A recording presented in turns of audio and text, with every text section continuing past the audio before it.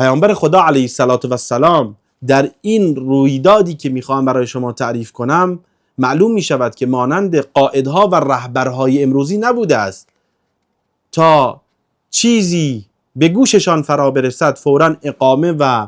ویزای کشور دیگری را فراهم میکرده و از ملت خود فرار میکنند و از کشور فرار میکنند، یا در جای پنهان میشوند تا آبها از آسیا بیفتد و بعد سر و کلهشان با هزار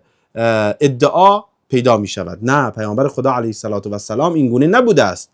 پیامبر خدا علیه السلام تمام اصحابش را از چنگ مشرکین مکه به مدینه فرستاد و تنها خود و چند کسی باقی ماندن که بعد از آن که اطمینان حاصل کردند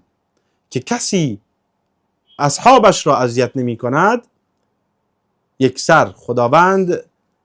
اذن هجرت و رفتن به مدینه را به او و همراهانش داد